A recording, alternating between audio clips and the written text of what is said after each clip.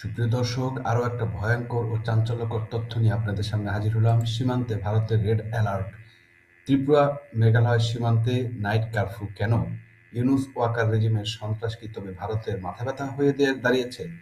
বাংলাদেশের চারপাশের সীমান্ত এখন কণ্টক সজ্জায় পরিণত হয়েছে। আপনারা কি খবর রাখছেন?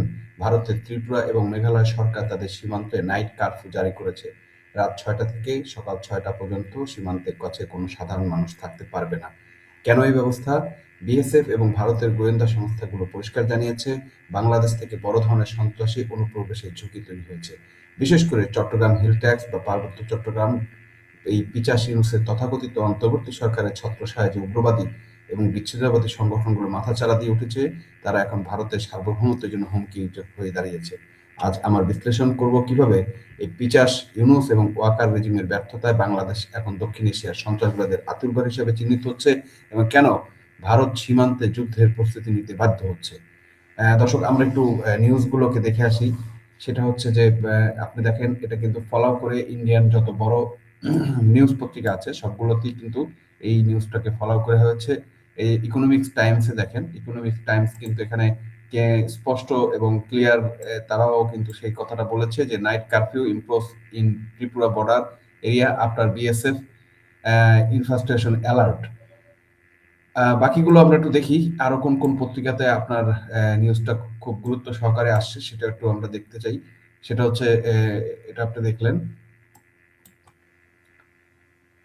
তারপরে আপনার এই যে নর্থ ইস্ট লাইভ, সেখানে বলছে night curfew enforced along Indo Bangladesh border with West Garo Hills and amid security concerns. তারপর টাইমস অফ ইন্ডিয়াতেও কিন্তু এই নিউজটা এসেছে। টাইমস অফ ইন্ডিয়াতে বলছে night curfew imposed along Indo Bangla border West Garo Hills. এখন পুরো জিনিসটা যদি আমরা দেখি দর্শক, তাহলে আমরা একটু আপনাকে, যেহেতু বাংলায় বলি, বাংলা নিউজটাকে আমরা একটু যদি আপনাদের কাছে তুলে ধরি, যেখানে কি বলা হয়েছে ত্রিপুরা মেঘালয় সীমান্তে নিরাপত্তা সতর্কতা ও নাইট কারফিউ। কি বলেছে? ত্রিপুরা মেঘালয় ভারত বাংলাদেশ সীমান্তে সন্ত্রাসী ও অনুপ্রবেশ ঝুঁকিতে নাইট কারফিউ এবং নিরাপত্তা জোরদার করা হয়েছে। জনশান্তি রক্ষায় কড়াকড়ি বিধি। নিরাপত্তা গোয়েন্দা তথ্যের ভিত্তিতে ভারতের ত্রিপুরা ও মেঘালয় রাজ্যে ভারত এবং বাংলাদেশের সীমান্তে অঞ্চলে নাইট কারফিউ কার্যকর করা হয়েছে এবং নিরাপত্তা ব্যবস্থা জোরদার করা হয়েছে। এই সিদ্ধান্ত অনুপ্রবেশ, সন্ত্রাসী চলাচল, চোরাচালান এবং জনশক্তি বিঘ্নিত করার সম্ভাব্য কার্যক্রম প্রতিহত করতে ব্যবস্থা নেওয়া হয়েছে। ত্রিপুরায় নাইট কারফিউ এবং সীমান্ত নিরাপত্তা। ত্রিপুরায় গোমতী জেলায় এবং কারাবুক সাব ডিভিশনে রাত ৬টা থেকে সকাল ৬টা পর্যন্ত নাইট কারফিউ জারি করা হয়েছে। ফেব্রুয়ারি ২৮, ২০২৬ পর্যন্ত কার্যকর থাকবে। তার মানে ফেব্রুয়ারি ২০০০ আমাদের বাংলাদেশে যে নির্বাচন হচ্ছে, নির্বাচনের পরেও কিন্তু এই কারফিউটা থাকছে।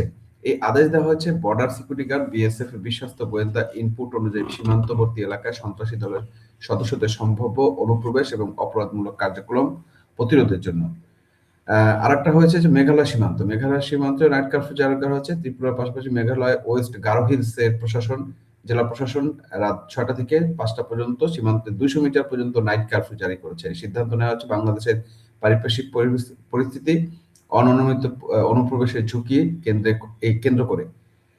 দেখেন দর্শক, আসলে এই পুরা জিনিসটাই বাংলাদেশের এই যে উগ্রবাদী কার্যক্রম, সেটা কিন্তু এখানে হাইলাইট করা হয়েছে। কারফিউ সময় অনুমোদিত চলাচল, দলগত জামায়াত, অস্ত্র বহন, চোরাচালান কার্যক্রম নিষিদ্ধ। বর্তমান পরিস্থিতি সীমান্তে ১ কিলোমিটার পর্যন্ত নাইট কারফিউ আদেশ পূর্বে জারি হয়েছিল। সেখানে অনুপ্রবেশ রোধ ও অপরাধমূলক দলের গঠিত হওয়ার আশঙ্কা বিবেচনা করা হয়েছিল। সরকারি ও নিরাপত্তা সূত্রগুলো জানিয়েছে বাংলাদেশ ভিত্তিক কিছু সশস্ত্র দল বা অপরাধমূলক গোষ্ঠীর সদস্যদের চলাচল সম্ভাব্য তথ্য পাওয়া গিয়েছে। দেখেন, এটা কিন্তু একটা ভয়ঙ্কর এক্সকিউজ, ভয়ঙ্কর, যেটা আমাদের জন্য কিন্তু খুবই ভয়ঙ্কর মনে করি। কারণ কোনো একটা ইনিশিয়েটিভ সরকারের পক্ষ থেকে আসছে বা ভারত সরকারের পক্ষ থেকে আসছে, তারই কিন্তু নমুনা হচ্ছে এটা আমি মনে করি, যে কোনো ধরনের একটা ঘটনা এখানে আসছে এবং ভারতের বাংলাদেশের যে ভিতরকার যে অভ্যন্তরীণ যে উগ্রবাদিতা, সেটা কিন্তু আসলে ভারতকে অবশ্যই ভাবাচ্ছে এবং তার পরিপ্রেক্ষিতে কিন্তু এগুলো নেওয়া হচ্ছে। ঘটনাটি ছোট করার দেখার উপায় নাই। ত্রিপুরার গোমতী জেলার কারবুক বা সাব ডিভিশন আগামী 28 ফেব্রুয়ারি 2026 পর্যন্ত নাইট কারফিউ জারি হয়েছে। রাত 6টা বাজলেই ওই এলাকায় পুলিশ আর বিএসএফ ছাড়া আর কারো চলাচল নিষিদ্ধ। এমনকি 100 থেকে 300 মিটারের ভেতরে বসবাসকারীদের উপর কঠোর নিষেধাজ্ঞা করা হয়েছে। এই চিত্র মেঘালয়ের ওয়েস্ট গারো হিলস জেলাতেও। সেখানে রাত 6টা থেকে 5টা পর্যন্ত কারফিউ। কেন? বিএসএফ এর কাছে সুনির্দিষ্ট গোয়েন্দা তথ্য আছে যে বাংলাদেশ ভিত্তিক কিছু সন্ত্রাসী দল ভারতে ঢুকে বড় ধরনের নাশকতার পরিকল্পনা করছে। পিসিজেএসএস এবং ইউপিডিএফ এর মতো সংগঠনগুলোর নাম সরাসরি উঠে এসেছে। এই গোষ্ঠীগুলো কেন হঠাৎ এত সক্রিয়? কারণ তারা জানে বাংলাদেশের ভিতরে এখন কোনো শৃঙ্খলা নেই। ডক্টর ইউনূসের সরকার এখন ব্যস্ত রাজাকারের গাড়িতে পতাকা দিতে আর দেশপ্রেমিক অফিসারদের গুম করতে। এই বিশৃঙ্খলার সুযোগ নিতে সন্ত্রাসীরা এখন সীমান্তে মহড়া দিচ্ছে। ভারতের পররাষ্ট্রমন্ত্রী এস জয়শঙ্কর সম্প্রতি বারবার বলেছেন সন্ত্রাসবাদ এবং ভালো সম্পর্কের সাথে চলতে পারে না। জয়শঙ্করের এই কথার প্রতিধ্বনি আজ আমরা সীমান্তে দেখছি। দিল্লি যখন দেখে বাংলাদেশের কারাগারে থেকে দুর্ধর্ষ জঙ্গিরা মুক্তি পেয়ে যায়, যখন দেখে ইনকিলাব মঞ্চের মতো উগ্রবাদীরা রাজপথে দাপিয়ে বেড়াচ্ছে, তখন তারা বসে থাকবে না। ভারত তার 856 কিলোমিটার আন্তর্জাতিক সীমানা রক্ষায় ঝুঁকি নিতে রাজি নয়। বিশেষ করে চট্টগ্রাম পার্বত্য অঞ্চল থেকে বিচ্ছিন্নতাবাদীদের আনাগোনা ভারতের উত্তর পূর্বাঞ্চলের 7টি রাজ্যে বা সেভেন সিস্টারের জন্য নিরাপত্তার হুমকি। জয়শঙ্করের বার্তা পরিষ্কার ছিল, আপনারা যদি দেশের ভিতর সন্ত্রাসবাদদের নিয়ন্ত্রণ করতে না পারেন, তবে ভারত তার সীমান্ত কাঁটাতারের বেড়া আরো শক্ত করবে, প্রয়োজনে জিরো টলারেন্স নীতিতে গুলি চালাতে পারবে এবং যে কোনো ধরনের ব্যবস্থা ভারত সরকার নিতে পারবে। দেখেন, সম্প্রতি আমরা কিন্তু এই যে ভেনেজুয়েলা যে ঘটনাটা দেখলাম এবং মাদক কারবারের জন্য সেই প্রেসিডেন্টকে আমেরিকা সরকার তুলে নিয়েছে। এখন ভারতেরও কিন্তু এই হিস্ট্রি আছে। আপনি যদি আমাদের ভারতের ভুটানের কথা বলেন এবং আমার ভারতের আরো একটা রাজ্য আছে, সেই জায়গাগুলোতে যদি আপনি চিন্তা করেন, সেই ক্ষেত্রে কিন্তু এরকম ঘটনা কিন্তু অহরহ হয়েছে। স্পেশালি ভারতের যে অঞ্চলগুলোতে, আমাদের সীমান্তবর্তী যে অঞ্চলগুলো, সেইখানে কিন্তু এখানে অনেকগুলো ঘটনা ঘটেছে এবং ভারত কিন্তু এই ধরনের কিছু অপারেশন কোনো একটা সময় চালিয়েছে, সেটা কিন্তু আমরা জানি। এবং সেই নিয়ে কিন্তু অনেক ধরনের আলোচনা রয়েছে এবং ভারত যে এই ঘটনাটা ঘটিয়েছিল এর আগেও, সেটা আমি আরো বিস্তারিত একটু বলবো। তো এখন যে জিনিসটা আমরা বলতে চাচ্ছি, ইউনূস সাহেব তো বিদেশি লবিদের টাকা দিয়ে ব্যস্ত, কিন্তু দেশের সীমান্তে যে আগুন জ্বলছে, বিএসএফ এর হাতে যে প্রতিদিন অনুপ্রবেশকারী ধরা পড়ছে, তা নিয়ে তার কোনো মাথা ব্যথা নেই। তিনি চেয়েছিলেন ট্রাম্পের সাথে ডিল করতে, অথচ ট্রাম্প প্রশাসন বাংলাদেশ থেকে কিভাবে উগ্রবাদ ছড়াচ্ছে। ভারতের নাইট কারফিউ আসলে বাংলাদেশের বর্তমান সরকারের জন্য একটা কূটনীতিক চপেটাঘাত বলে আমি মনে করি। এবং ভারত যে ব্যবস্থা নিচ্ছে, ভারত যে এই ব্যবস্থা যে চলছে, সেটা কিন্তু কোনো নিয়ন্ত্রণের কোনো নমুনা কিন্তু আমরা দেখছি না। এবং ইউনূস প্রশাসন, এই পিশাচ ইউনূস প্রশাসন কিন্তু সেই ধরনের নমুনা কোনো দেখছি না। আমরা ভারতের সিকিমের কথা জানি, হায়দ্রাবাদের কথা জানি, তারা কিন্তু এই অঞ্চলগুলোকে এক রাতের ভিতরে তাদের নিয়ন্ত্রণ নিচ্ছে, ঠিক সেম ঘটনা। এবং ঘটনা কিন্তু এরকম। সুতরাং ভারতের যে বাংলাদেশের ব্যাপারে এই উগ্রবাদিতাকে উস্কে দেওয়ার জন্য বা প্যাট্রোনাইজ করার জন্য এই ইউনূসের বিরুদ্ধে ব্যবস্থা নিবে না, এটা কিন্তু আমরা এখন উড়িয়ে দিতে পারি না।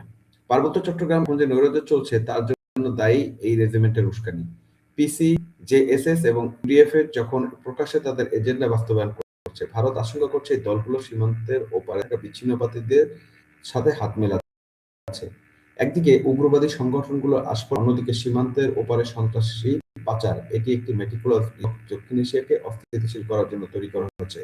ভারত বুঝতে পেরেছে যে বাংলাদেশের মাটি এখন আর নিরাপদ নয়, তাই তারা তাদের ওয়েস্ট গারো হিলস থেকে শুরু করে গোমতী জেলা পর্যন্ত কারফিউ জারি করে নিরাপত্তা প্রাচীর তৈরি করছে। এই নাইট কারফিউর ফলে কি কেবল সন্ত্রাসীরা ক্ষতিগ্রস্ত হচ্ছে? না, সীমান্তের হাজার হাজার সাধারণ ব্যবসায়ী, সাধারণ মানুষ। ভারত বাংলাদেশের মধ্যে যে সীমান্ত বাণিজ্য ছিল, তা এখন মুখ থুবড়ে পড়ছে। 17 মাস ধরে ভারতের দেওয়া ট্রান্সশিপমেন্ট সুবিধা এবং ভিসা বন্ধের কারণে আমাদের অর্থনীতি ইতিমধ্যে পঙ্গু হয়ে গেছে। আসিফ নজরুল সাহেব, আল্লাহ খালেদ, এই ফেসবুক স্ট্যাটাস দিয়ে ভারতের নিন্দা জানাবেন, এখন জানান, নাকি নিজের দেশের উগ্রবাদীদের ভূমিকা রাখবেন? যখন দেশের সীমান্ত সন্ত্রাসীরা ঢোকার চেষ্টা করে, করে তখন প্রতিবেশী হাত গুটিয়ে বসে থাকবে না। জয়শঙ্করের বক্তব্যের ফলাফল আমরা হাতে নাতে পাচ্ছি। ভারত তার জনগণকে রক্ষা করতে যদি সীমান্তে 1 কিলোমিটার পর্যন্ত কারফিউ বাড়ায়, তবে আমাদের কিছুই করার থাকবে না, এবং এর বাস্তবতা। কারণ আমি আমার দেশের নিরাপত্তার জন্য আমি যে কোনো ধরনের ব্যবস্থা নিতে পারি, এবং এটা আমার অধিকার। ভারত সেই ব্যবস্থাটা নিবে। বাংলাদেশের মানুষের উদ্দেশ্যে কোন অবস্থায় দাঁড়িয়েছে তা কি আপনি বুঝতে পারছেন? প্রতিবেশী একটি বিশাল দেশ আমাদের সীমান্তে তালা লাগিয়ে দিয়েছে। এটি সাধারণ ঘটনা নয়, এটি একটি অঘোষিত যুদ্ধের সংকেত। যদি এই পিছাস ইউনূস ওয়াকনি উগ্রবাদীদের লাগাম টেনে না ধরে, তবে অচিরেই আমাদের পুরো সীমান্তে একটা যুদ্ধক্ষেত্রে পরিণত হবে। বাঁচতে হলে আমাদের এই সন্ত্রাসীদের বিরুদ্ধে কথা বলতে হবে। সার্বভৌমত্ব আজ এই উগ্রবাদীদের কারণে হুমকির মুখে। ভারত তার সীমান্তে কারফিউ দিয়ে নিজেদেরকে রক্ষা করছে, কিন্তু আমাদের রক্ষা করবে কে? পিছাস ইউনূস নাকি তারেক রহমান? কেউ না। আপনাদের কি মনে হয় ভারত এই নাইট কারফিউ কি আসলেই যৌক্তিক? কেন বাংলা থেকে সন্ত্রাসী অনুপ্রবেশ হচ্ছে? কমেন্ট বক্সে আপনার মতামত জানাবেন। সবচেয়ে বড় কথা হচ্ছে দর্শক, যে এই যে পুরো জিনিসটা, এই পুরো জিনিসটা কিন্তু একদিনের ঘটনা না। আমাদের অব্যাহত যে কূটনৈতিক উত্তেজনা তৈরি হয়েছে, তারই ফলাফলের কিন্তু এই ধরনের ঘটনা বা এই পরিস্থিতিতে আমরা এসে দাঁড়িয়েছি। সুতরাং আমাদের দেশটা যে ধ্বংসের দ্বার প্রান্তে যাচ্ছে, এবং ভারত যে তার একটা কঠিন দিকে যাচ্ছে, এটা কিন্তু দিনের আলোর মধ্যে স্পষ্ট। সুতরাং সময় আমাদের এখনই যে এখান থেকে সরে দাঁড়ানো, এখনই এই পিছাস ইউনূসকে উৎখাত করে দেশের সার্বভৌমত্ব রক্ষা করা। মাদুরের ঘটনা আমরা দেখতে চাই না বাংলাদেশে। তার আগে আমাদের সার্বভৌমত্ব আমাদের নিজেদের রক্ষা করা উচিত। এই জঙ্গিদের বিরুদ্ধে, এই উগ্রবাদী ইউনূসের বিরুদ্ধে, পিছাসদের বিরুদ্ধে আমাদের রুখে দাঁড়ানো উচিত। এবং রাজপথে বেরিয়ে আপনারা দেখেছেন যে একমাত্র এই জঙ্গিরা, যেমন হাদির জন্য যারা আন্দোলন করছে, ইনকিলাব মঞ্চ, এনসিপি, এরা যা কিছু করে রাস্তাঘাটে, 2 জন মানুষ রাস্তা ব্লক করে সেখানে আন্দোলন করতেছে, সেখানে পুলিশ কোনো কথা বলে না। অথচ সাধারণ ব্যবসায়ী, মোবাইল ব্যবসায়ী, অন্যান্য লোক যারা দাবি দেওয়ার জন্য রাস্তার পথে নামছে, তাদেরকে মানে কি বলবো, এটা নির্মমভাবে প্রহার করা হচ্ছে, তাদেরকে নির্মমভাবে আঘাত করা হচ্ছে। অথচ সন্ত্রাসীদের জন্য কিছু বলা হচ্ছে না। সিলেটের এক সন্ত্রাসী, সে নিজে স্বীকার করলো, থানায় আগুন জ্বালিয়েছে, এসআই সন্তোষকে পুড়িয়ে মেরেছে, তাকে অ্যারেস্ট করলো, ঠিক সন্ধ্যার সময় আবার তাকে জামিন দিয়ে দিল, এবং পুলিশ সেখানে কি নাকে খত দিল। অথচ প্রশাসন নির্বিকার। অথচ সাংবাদিক আনিস আলমগীরের মুক্তি হয় না। সাংবাদিক আনিস আলমগীর যে সত্য কথা বলে, সত্য কথা তুলে ধরে, এই জন্য তাকে এইভাবে জেলের ভিতরে, এই শীতের ভিতরে, সে জেলের ভিতরে একজন নিরাপদ মানুষ, তাকে নির্যাতন সহ্য করতে হচ্ছে। তো এই পিছাসের বিরুদ্ধে যদি আপনাকে না দাঁড়ান, আজকে আপনি সমস্যায় পড়ছেন, আমি সমস্যা পড়ছি, কালকে আপনিও পড়বেন। সুতরাং বাঁচতে হলে সকলে মিলে ঐক্যবদ্ধভাবে পিছাসের বিরুদ্ধে রুখে দাঁড়াতে হবে। এখনই সময়। যত দ্রুত জাগবেন তত দ্রুত বাঁচবে দেশ। জাগো বাংলাদেশ, সত্যের জয় হবেই। দেখা হবে পরবর্তী ভিডিওতে। আল্লাহ হাফেজ।